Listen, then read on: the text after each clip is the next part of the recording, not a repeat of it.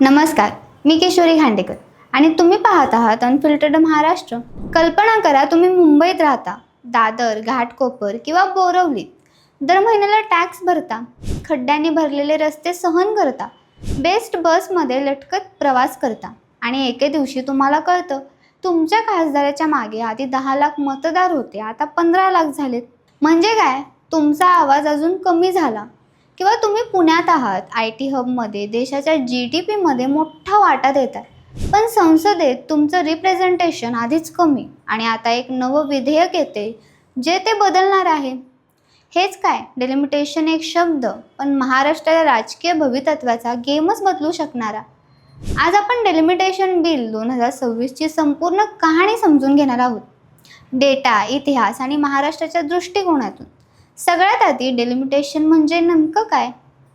Delimitation म्हणजे मतदारसंघांची पुनर्रचना. लोकसंख्या बदलते, काही शहरं वाढतात, काही कमी होतात, त्यामुळे मतदारसंघांची सीमा बदलणं आवश्यक असतं, जेणेकरून प्रत्येक खासदाराच्या मागे साधारण समान लोकसंख्या असेल. भारतात डेलिमिटेशन 1951, 1961 आणि 1971मध्ये झालं, पण 1976मध्ये एक मोठा निर्णय झाला. डेलिमिटेशन फ्रीज करण्यात आलं का? कारण दक्षिणेकडील राज्यांनी पॉप्युलेशन कंट्रोल केलं होतं आणि उत्तर भारतात लोकसंख्या वेगाने वाढत होती. जर डेलिमिटेशन झालं असतं तर उत्तर भारताला जास्त जागा मिळाल्या असत्या आणि दक्षिणेला शिक्षा झाली असती. म्हणून हा प्रोसेस 2026 पर्यंत थांबवण्यात आला. आता 2026 आलं आणि सरकार म्हणतं वेळ आली आहे, पण इथे ट्विस्ट आहे.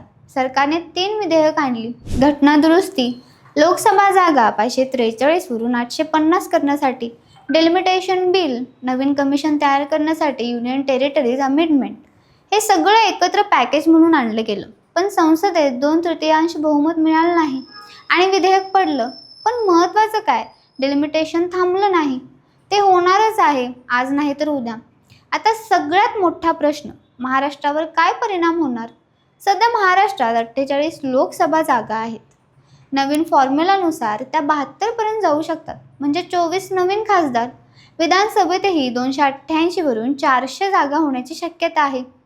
पहिल्या नजरेत हे फायदेशीर वाटतं, जास्त जागा, जास्त आवाज, जास्त निधी. पण थांबा, पिक्चर इथे संपत नाही. मुंबई आणि पुण्यावर काय परिणाम होणार? पॉझिटिव्ह साईड, मुंबई महानगर क्षेत्रात 2 कोटी लोकसंख्या आहे, पण रिप्रेझेंटेशन कमी आहे. डेलिमिटेशन नंतर 6 वरून 8 ते 10 जागा होऊ शकतात. पुण्यातही नवीन मतदारसंघ तयार होऊ शकतात. जास्त खासदार, जास्त MPLAD फंड, जास्त डेव्हलपमेंट. पण negative side, Mumbai cosmopolitan city आहे, इथे परप्रांतीय लोकसंख्या मोठी आहे. जर नव्या मतदारसंघांची रचना लोकसंख्येनुसार झाली तर काही ठिकाणी मराठी मतदार अल्पमतात जाऊ शकतात. याचा अर्थ राजकीय समीकरण बदलू शकतं. हा मुद्दा अनेक नेत्यांनी मांडला की डेलिमिटेशनमुळे स्थानिक अस्मिता कमजोर होऊ शकते. तिसरा मुद्दा, महिला आरक्षण.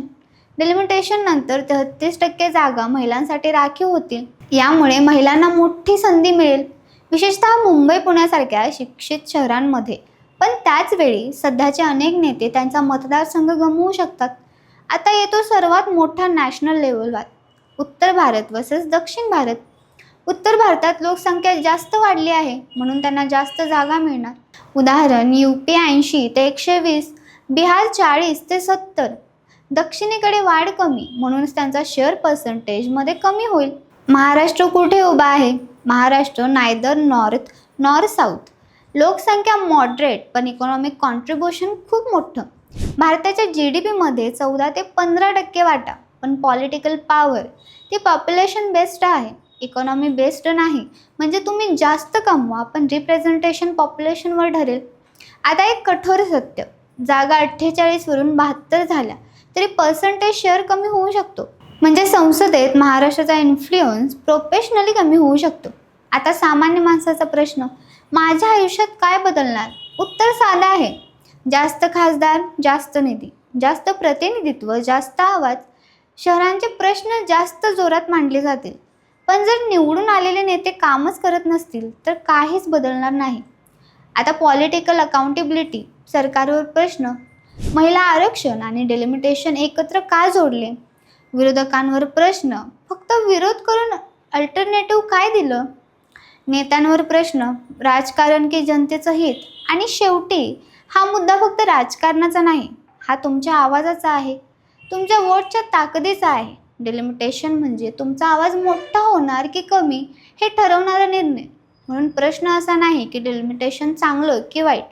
प्रश्न असा आहे ते कसं केलं जातं आणि कोणाच्या फायद्यासाठी केलं जातं. जर तुम्हाला वाटत असेल की हा विषय प्रत्येक महाराष्ट्रीयन याला समजायला हवा, तर हा व्हिडिओ शेअर करा, चॅनलला सबस्क्राईब करा. कारण हा फक्त पॉलिटिकल टॉपिक नाही, हा तुमचा फ्युचरचा टॉपिक आहे. मी किशोरी खांडेकर आणि तुम्ही पाहत होता अनफिल्टर्ड महाराष्ट्र.